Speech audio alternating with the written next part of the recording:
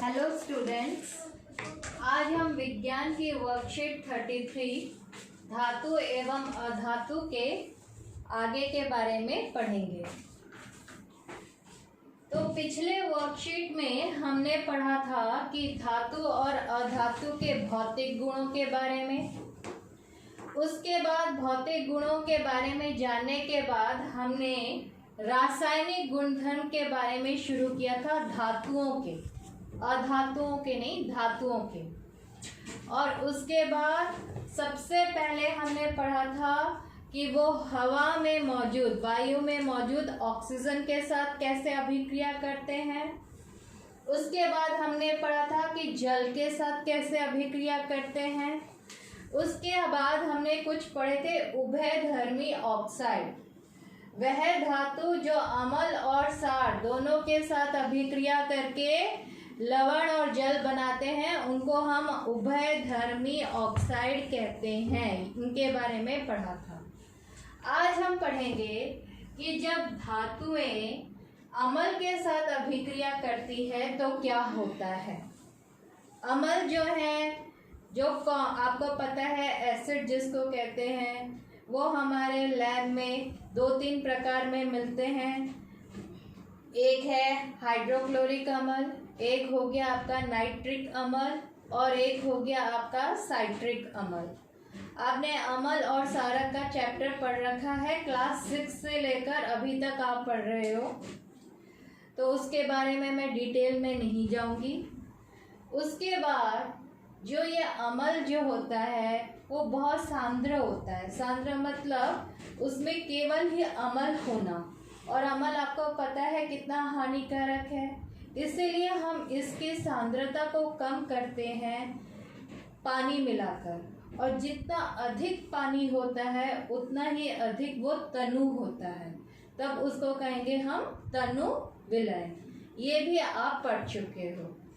तो अभी अम्ल के साथ धातु की अभिक्रिया में हम देखेंगे कि कुछ धातु जो है केवल तनु अम्ल के साथ अभिक्रिया करके लवण और एक इम्पोर्टेंट गैस हाइड्रोजन गैस बनाते हैं। तो ये हाइड्रोजन गैस, जैसे मैंने पिछले वर्कशीट में भी बताया था, बहुत इम्पोर्टेंट है क्योंकि उसके ऊपर बहुत क्वेश्चंस आते हैं। और हाइड्रोजन गैस निकल रहा है, इसकी जांच करने के लिए अगर आप एक जलती हुई मैच स्टिक उस गैस के पास लाएंगे तो गैस जो है पट पट की आवाज़ से जलने लगेगी। तो ये दिखाता है कि ये कौन सी गैस है, हाइड्रोजन गैस। अब सबसे पहले हमने लिया है हाइड्रोक्लोरिक अम्ल। तनु हाइड्रोक्लोरिक अम्ल के साथ सोडियम और जिंक, इसकी अभिक्रिया दिखाई गई है। तो ये सोडियम जब अभिक्रिया करता है तनु हाइड्रोक्लोरिक अम्ल के साथ तो लवण बनाता है सोडियम क्लोराइड। सोडियम क्लोराइड साधारण नमक है जिसे हम खाते भी हैं। इसको कई राज्यों में इसलिए डायरेक्टली लवण भी कहा जाता है। और इसके साथ निकलती है हाइड्रोजन गैस। उसके बाद लिया गया है जिंक। जिंक जो धातु है उसको जस्ता भी कहते हैं। जब उसकी हम अभिक्रिया कराएंगे तनु हाइड्रोक्लोरिक अम्ल के साथ तो जिंक क्लोराइड बनेगा और इसके साथ हाइड्रोजन गैस निकलेगा। आपने अपने पहले चैप्टर में पढ़ लिया होगा कि ये एस का मतलब होता है ठोस। तनु, जैसे मैंने बताया है कि इस अम्ल में बहुत सारा हमने पानी मिलाया है। और AQ को इंग्लिश में एक्वस कहते हैं, यानी कि जो ये लवण होगा ये पानी में घुला हुआ होगा। और G का मतलब है गैस, ये निकलेगी हाइड्रोजन गैस। अब है कि कॉपर, जिसको हम तांबा भी कहते हैं, ये तनु हाइड्रोक्लोरिक अम्ल के साथ कोई अभिक्रिया नहीं करता। अब हमने हाइड्रोक्लोरिक अम्ल के बारे में पढ़ा है। अब हम और एक अम्ल के बारे में पढ़ेंगे, नाइट्रिक अम्ल। क्या धातुएं नाइट्रिक अम्ल के साथ भी अभिक्रिया करके हाइड्रोजन गैस और लवण बनाती है? नहीं, हाइड्रोजन गैस उत्सर्जित नहीं होता। क्यों? क्योंकि नाइट्रिक अम्ल जो है वो एक बहुत स्ट्रॉन्ग प्रबल ऑक्सीकारक होता है। जैसे ही हाइड्रोजन जो है वो निकलता है वो उसे ऑक्सीकृत करके यानी कि हाइड्रोजन में ऑक्सीजन को ऐड करके उसे जल में बदल देता है, H2O में बदल देता है और स्वयं जो है नाइट्रोजन किसी ऑक्साइड में N2O, NO, NO2 में अपचयित हो जाता है, ऑक्सीडाइज्ड हो जाता है। जैसे अपचयन का आपने ऑलरेडी पढ़ रखा है। अपचयन है हाइड्रोजन को निकालना और ऑक्सीजन, हाइड्रोजन को निकालना या ऑक्सीजन का मिलना, इसको हम कहते हैं अपचयन। तो इसने अपने HNO3 ने हाइड्रोजन को निकाल दिया, हाइड्रोजन को निकाल के ये ऑक्साइड में अपचयित हो गया।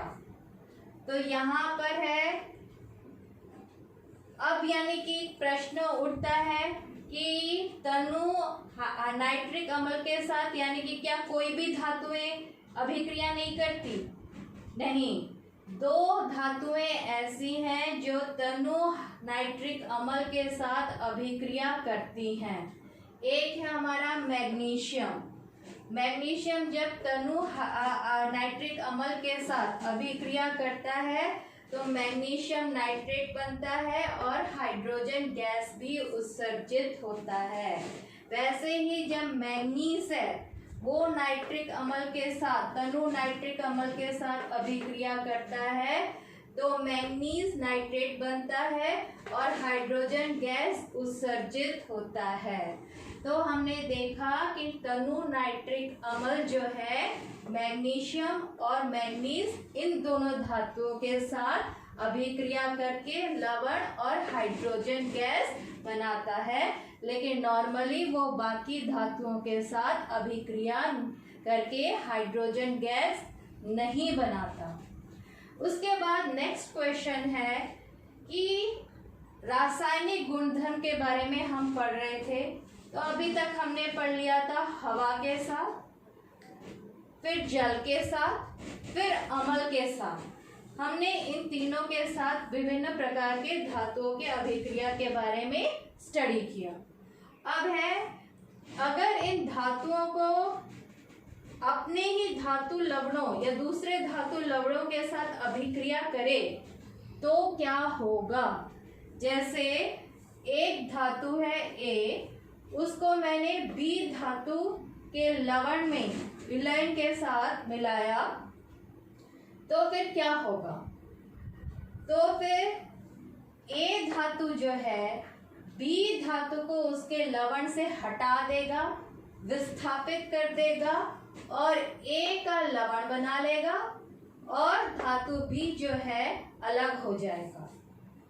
जैसे उदाहरण के लिए यहाँ पर आयरन लोहा एक धातु है और कॉपर सल्फेट का हमने विलयन लिया है, इसमें कॉपर जो है वो भी एक धातु है।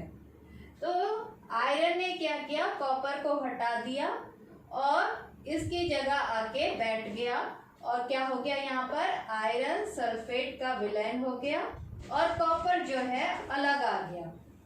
वैसे ही कॉपर को अगर और एक धातु सिल्वर नाइट्रेट के साथ हम अभिक्रिया करवाए, सिल्वर चांदी ये भी एक धातु है, कॉपर तांबा ये भी एक धातु है, तो कॉपर ने सिल्वर को हटा दिया तो कॉपर नाइट्रेट हो गया और यहाँ पर सिल्वर जो है अलग इकट्ठा हो गया। आपको दिखाया गया है कि आपने एक लोहे की कील कॉपर सल्फेट के नीले विलयन में डाला, कुछ समय बाद आप देखोगे कि कॉपर सल्फेट का नीला रंग जो है वो गायब हो गया है और नीचे जो है वो कुछ ब्राउन ब्राउन सी चीज आगे इकट्ठी हो रखी है और आप देखोगे कि वो जो लोहा जो है लोहा वो भी उसके ऊपर भी ब्राउन ब्राउन कुछ डिपॉजिट हो रखा है। तो क्या हुआ, लोहा जो है वो पता है लोहे की कील आयरन है, तो आयरन जो है वो कॉपर सल्फेट के विलयन में जाती है जिससे वो कॉपर को हटा देती है और आयरन सल्फेट का विलयन तैयार कर देती है। तो लोहे की कील जो है वो खोखली होनी शुरू हो गई है और कॉपर सल्फेट को कॉपर से जब हटाकर आयरन ने आयरन सल्फेट बनाया तो उसका नीला रंग भी गायब हो गया। अब कॉपर जो है वो कहाँ पर इकट्ठा हो गया, वो नीचे इकट्ठा हो गया सॉलिड ठोस के रूप में, पाउडर के रूप में। तो ये जो है आपके वर्कशीट में इसका डायग्राम चित्र दिखा रखा है। अब हम आगे चलते हैं कि सभी धातुएं जो है वो समान रूप से अभिक्रियाशील नहीं होती। जितनी भी धातु है, कोई किसी के साथ अभिक्रिया करता है, कोई नहीं करता। तो हमने देखा कि ऑक्सीजन, पानी और अम्ल, इन सब के साथ सभी अम्लों का जो अभिक्रियाशीलता है वो विभिन्न प्रकार की होती है। तो इसको सब स्टडी करके एक सक्रियता श्रेणी बनाई गई। जितनी भी धातुएं थी उनको एक ऑर्डरली सीक्वेंस में रखा गया ताकि हमें पता चल जाए कि सबसे ज़्यादा अभिक्रियाशील कौन सी है, कौन बीच बीच में आती है और कौन सबसे कम अभिक्रियाशील है। तो जब हमने इसको देखा और सब कुछ ये स्टडी किया, जितने भी हमारे केमिकल रासायनिक अभिक्रियाएं थे, तो सबसे ऊपर हमारा पोटेशियम आया, उसके बाद सोडियम, फिर कैल्शियम, फिर magnesium, aluminium, zinc, iron, lead, copper, mercury, पारा, मरकरी है पारा, उसके बाद आ गया आपका सिल्वर और उसके बाद ये आ गया आपका गोल्ड, सोना। यानी कि सबसे अधिक अभिक्रियाशील कौन सी है? पोटेशियम, सोडियम, कैल्शियम, ये सबसे ज्यादा अभिक्रियाशील है।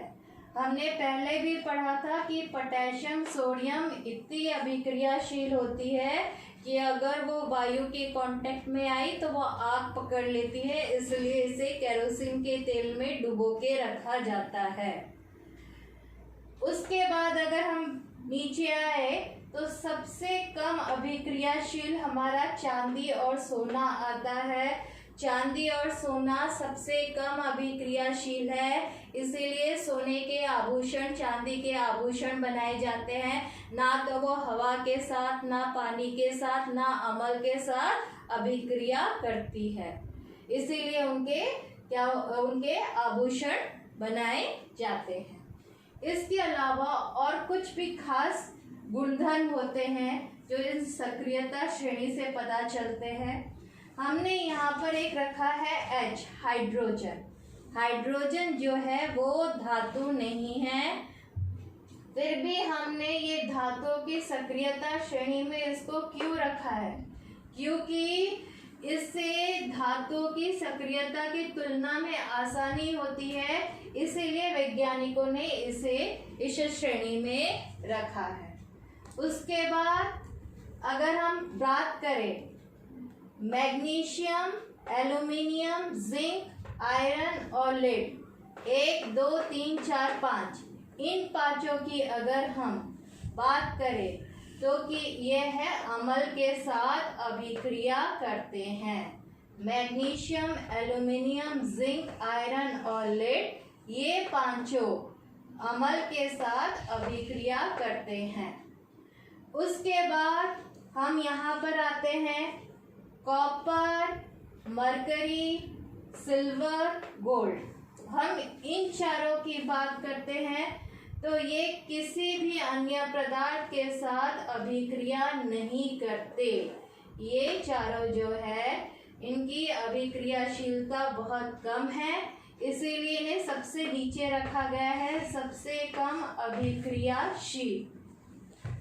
अब हम इन तीनों की बात करते हैं, मैग्नीशियम, एल्युमिनियम, जिंक, इन तीनों की क्या खास बात है? ये आसानी से ऑक्साइड बनाते हैं, यानी कि आसानी से ऑक्सीजन के साथ, हवा के साथ अभिक्रिया करते हैं। तो हमने देखा कि कौन से 5 अम्ल के साथ अभिक्रिया करते हैं, ये 5। कौन ऑक्सीजन के साथ आसानी से अभिक्रिया करते हैं, ये 3। और सबसे कम अभिक्रियाशील जो किसी के साथ नहीं करते वो है ये 4। अब ये सक्रियता श्रेणी क्यों इम्पोर्टेंट है, मैं एक उदाहरण लेना चाहती हूँ कि आप एक सीट पर बैठे हो अपने फ्रेंड के साथ, तभी एक बहुत हट्टा कट्टा आता है जो आपके क्लास का गुंडा है, वो आपको बोलेगा इधर से उठ मैं बैठूंगा, तो आप हो सकता है कि डर के मारे उठ के चले जाओ क्योंकि आप उससे कमज़ोर हो। तो उसने आपको अपनी सीट से हटा दी और वो आपके फ्रेंड के साथ बैठ गया। ऐसा ही कुछ यहाँ पर होता है जिसको हम विस्थापन अभिक्रिया कहते हैं।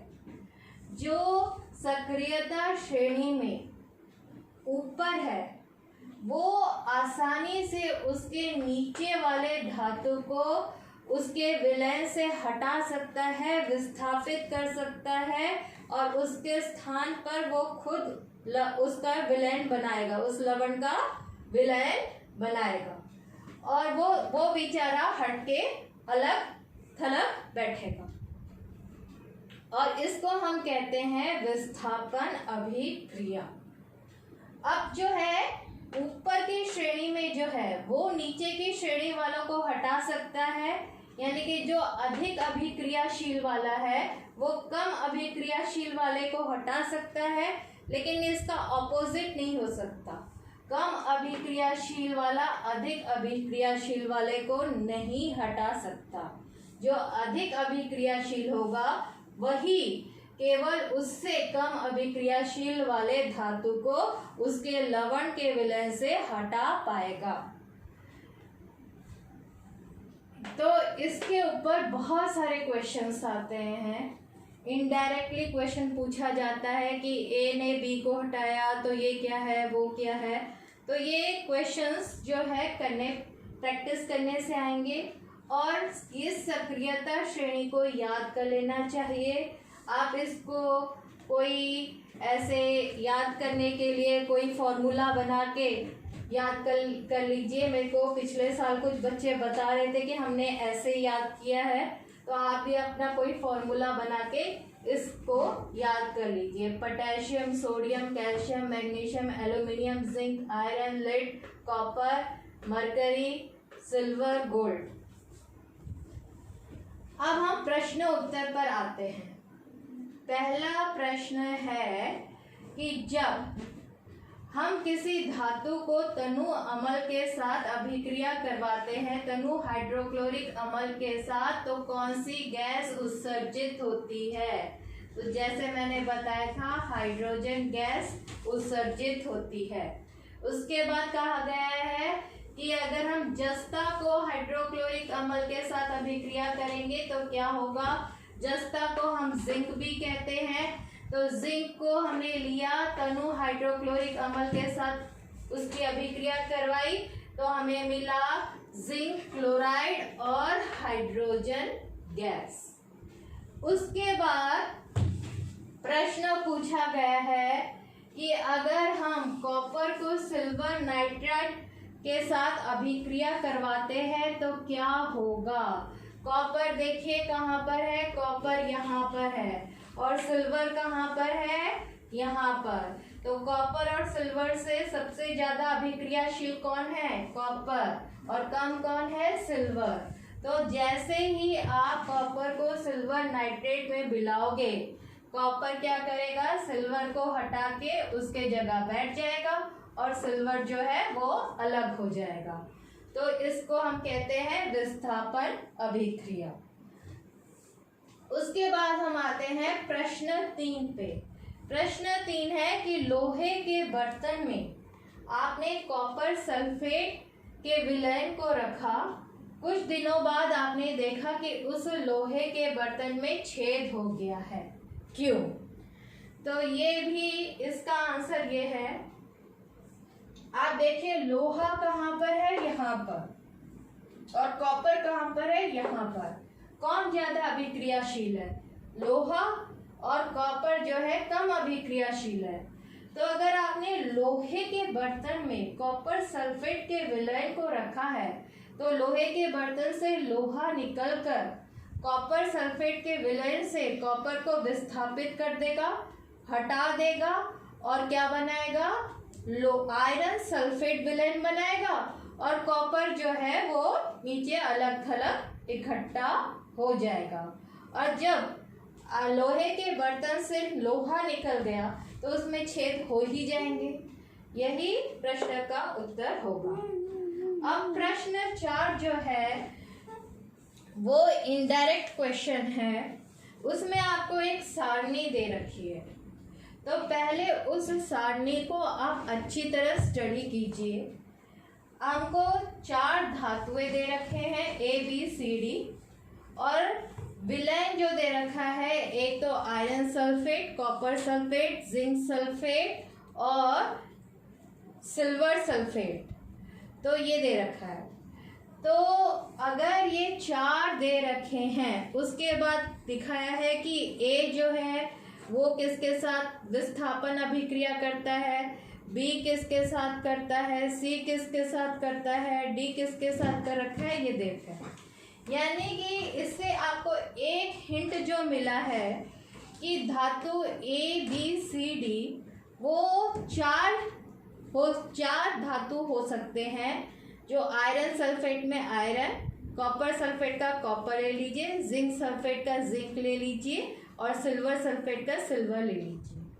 तो पहले हम इसको देखते हुए, इस सारणी को स्टडी करते हुए हम कुछ पहले लिख लेंगे। जैसे A जो है हमें दे रखा है वो आयरन सल्फेट के साथ किसी तरह का अभिक्रिया नहीं करता, लेकिन कॉपर सल्फेट को हटा देता है। तो आयरन सल्फेट के साथ अभिक्रिया नहीं करता, लेकिन कॉपर को हटा देता है। तो A जो है वो आयरन है, क्योंकि जिंक सल्फेट और सिल्वर सल्फेट के बारे में कुछ नहीं लिखा हुआ है, तो आप ये गेस कर सकते हो। उसके बाद B पे आइए। B जो है आयरन सल्फेट को हटा देता है, कॉपर सल्फेट और के बारे में कुछ नहीं लिखा, सिल्वर सल्फेट के बारे में कुछ नहीं लिखा और जिंक सल्फेट के में अभिक्रिया नहीं करता। तो आप देखिए आयरन में वो विस्थापन करता है, तो आयरन के ऊपर क्या है? जिंक। तो ये जो है हमारे 4 धातुएं जो हमने सोचा है कि यही होगा, उसमें से B जो हो गया वो आपका जिंक हो गया। उसके बाद C में दिखाया गया है कि वो तीनों के साथ कोई अभिक्रिया नहीं करता, लेकिन सिल्वर सल्फेट में सिल्वर को विस्थापित कर देता है। तो सिल्वर को विस्थापित कर देता है और तीनों से साथ कुछ अभिक्रिया नहीं करता। जिंक चला गया, आयरन चला गया, बचा कॉपर सल्फेट का कॉपर। तो ये हो सकता है C हमारा कॉपर हो सकता है। उसके बाद D किसी के साथ अभिक्रिया नहीं करता, खुद के साथ तो कोई भी नहीं करता, इसीलिए खुद का दे रखा है नो सब में कि अभिक्रिया नहीं करता। तो किसी के साथ अभिक्रिया नहीं करता, तो हमारे ये जो 4 विलयन दे रखे हैं उसमें से बचा है सिल्वर, तो D होगा हमारा सिल्वर। अब प्रश्न पूछे गए हैं, हमने ये सब पढ़ के थोड़ा सा अंदाजा लगा के साइड में सब कुछ लिख दिया। अब प्रश्न है सबसे अधिक अभिक्रियाशील धातु कौन सी है? तो सबसे अभिक्रियाशील धातु हमने ABCD लिख दिया। अब ABCD को हम ये सक्रियता श्रेणी के हिसाब से हम लिख देंगे कि B हो गया जिंक, सबसे ऊपर आता है A, उसके बाद आता है आयरन, कॉपर उसके बाद आता है और सिल्वर उसके बाद आता है। सबसे ज्यादा अभिक्रियाशील धातु B है। B क्या है हमारा? जिंक है। उसके बाद सेकंड आता है कि धातु B को अगर हम कॉपर सल्फेट के साथ अभिक्रिया करवाए तो क्या होगा? धातु बी हमारा क्या है, जिंक है।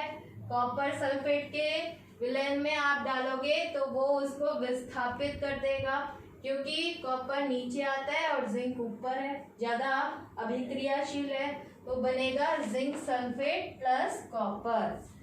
तीसरा है कि ABCD धातु को घटते हुए क्रम में लिखिए। तो घटते हुए क्रम में हमने ऑलरेडी लिखा हुआ है, सबसे ज्यादा अभिक्रियाशील B है, उसके बाद A, उसके बाद C, उसके बाद D। तो ये आज की वर्कशीट थी। नेक्स्ट वर्कशीट में हम और आगे का पढ़ेंगे। Thank you.